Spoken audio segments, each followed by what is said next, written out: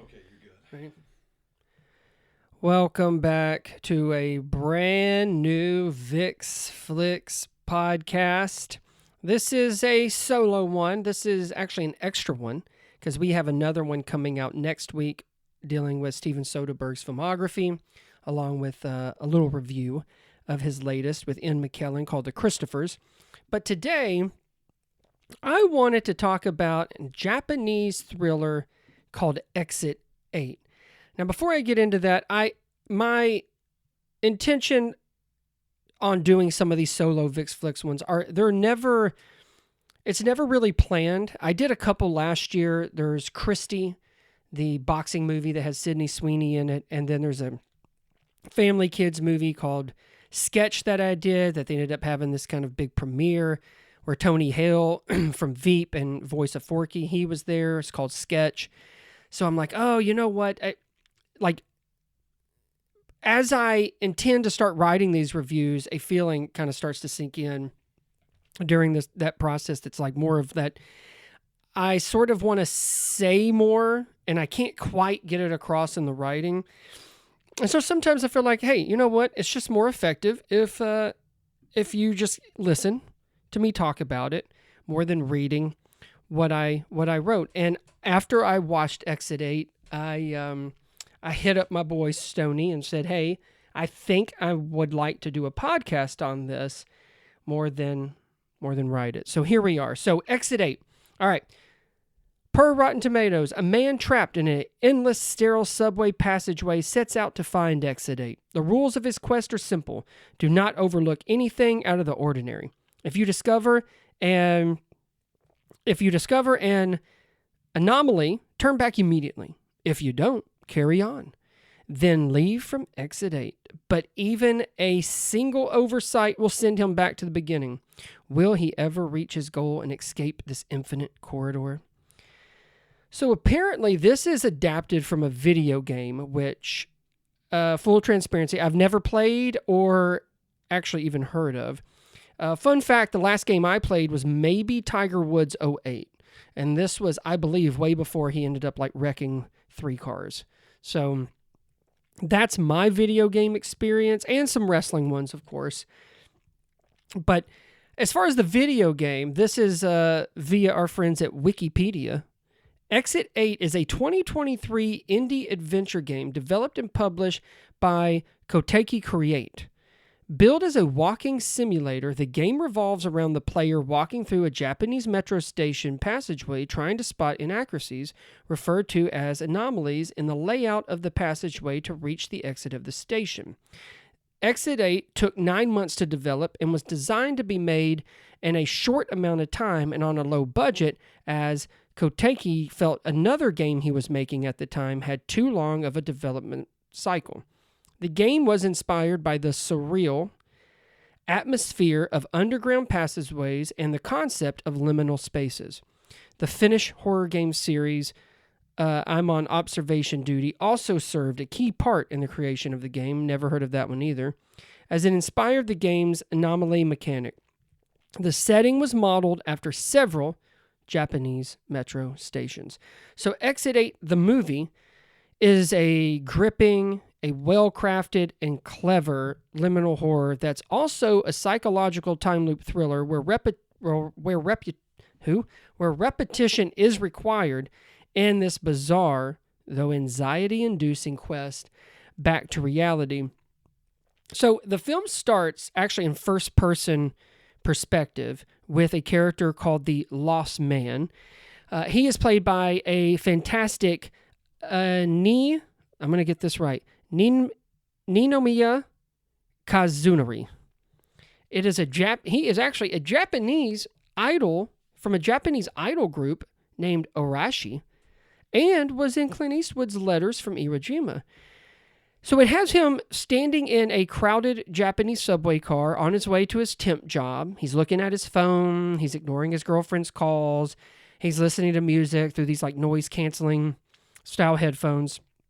He's totally detached like all of his other fellow passengers, which is why he nor anyone else even tries to intervene when we start hearing a disgruntled douchebag wearing a suit starts yelling at a mother because her baby is crying and he wants her to quiet it.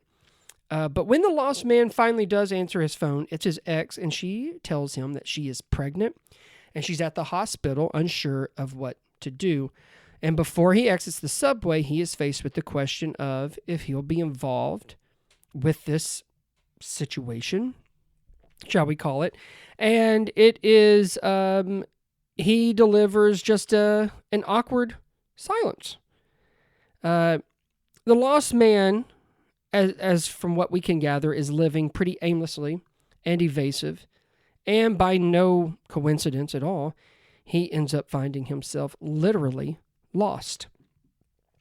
I think for a simple, what sounds like, and for people who have played it, for a simple video game to be adapted into a relatively simple film, writer-director Genki Kawamura is, along with co-writer Hirose Kitaro, they add such unexpected layers with emotional resonance, and this is actually Kawamura's only second feature. So, dealing with the layers, emotional resonance, there's also the introduction of two other characters who are trapped in this insane light purgatory. A character called the Walking Man and the Boy that even better explores who this is for as far as the game that they're playing, and fortifies the themes that circle around fatherhood, guilt, facing your fears, and adult responsibilities. Exit 8's metaphor, it ain't subtle, and you can't miss it.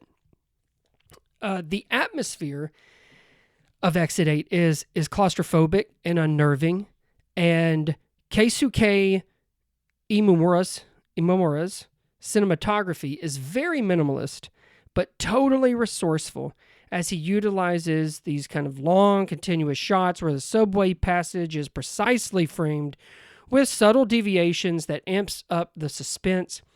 And it's the little things in this film that frighten the most. There are a few in-your-face, kind of scary images, and by the way, are also clearly anomalies, so they obviously should turn the hell back. Though what you hear and don't necessarily see is undoubtedly more effective. And maybe what I would say is the most enthralling element of Exit 8 is just how immersive it is. It takes no time at all to start examining any and every detail with the characters looking for some kind of escape. Are the posters the same on the wall? Are the doors in the right place? What about that sign? Or what about those vents? Not to brag, but I did notice one before the boy character found it, and I almost immediately turned to my wife and told her about it. She was very impressed. So please don't worry. Right after that, she was so impressed. We did whoopee. Back to Exit 8. The intense anticipation when they turn the corner to see if they've made it to the next level, seeing that number go up or back to zero, you feel their excitement, you feel their exhaustion, you feel their torment. It is literally, your heart sinks because you don't quite know what is what, and was that an anomaly? Was it not? And so you see 2 go to 3, go to 4, go to 5, but then when they turn that corner, it drops to 0. You're like, oh, damn. But to have that kind of feeling as though you're in it as well has to be, I would imagine, one of the greatest compliments you can give a film based on a video game. I mean, were we, if we can remember, were we saying that after seeing, I don't know, Doom or Double Dragon? Side note, those two are definitely 2 of the worst video game adaptations ever made. So, just thought I should mention that. There is a Dread Central review by Josh Cornigut And he actually gave this a 5 out of 5, which he says Exit 8 might just be the most exceptional video game adaptation ever made. And honestly, it's really not that crazy of a statement. In his review, he says the great twist of Exit 8 is that its horror and drama are mostly emotional. They're not supernatural or sci-fi. Karamura has crafted a film about the terror of becoming a parent before you're ready, about accepting love when you're not sure you're worthy. The anomaly in this man's life isn't a shadowy figure or an off-kilter passageway. Instead, it's the terrifying prospect of loving someone more than yourself and being loved in return. The hallway becomes purgatory for a man who can't admit he's scared. He's scared of responsibility, scared of commitment, and scared of growing up. He goes on to say, ultimately, there isn't a clear resolution, but it does provide reflection. It asks what happens to those of us who live on autopilot, those who accept careers we hate, relationships we don't nurture, and the futures we never chose. It's about how modern men inherit silence and mistake it for strength, and how love, real, scary adult love, demands presence and vulnerability. It demands that you exit the loop. And I must say, for all of that, Exit 8 is not without hope, and it's not without the possibility of redemption. We know, or maybe have been, the lost man at one time or another. And so I think we should find comfort that it's never too late to start giving a shit. Exit 8 is playing now at Belcourt here in Nashville. It's out in theaters now. It's getting a Vick Flicks rating of a 3.5 out of 5. I really appreciated what it was able to do on such a simplistic narrative and taking something that obviously is a very basic thing for a video game and adding so much emotion and thought behind it. I was certainly into it, and I hope you, if you watch it, I hope you are as well. That is it. Again, solo Vick Flicks extra podcast for you guys. I wanted to get the word out about Exit 8. And again, coming up, we've got a Steven Soderbergh filmography along with his latest, The Christopher's Review, as well as Cinema Chronicles coming out towards the end of the month. But until then, you stay classy, moviegoers.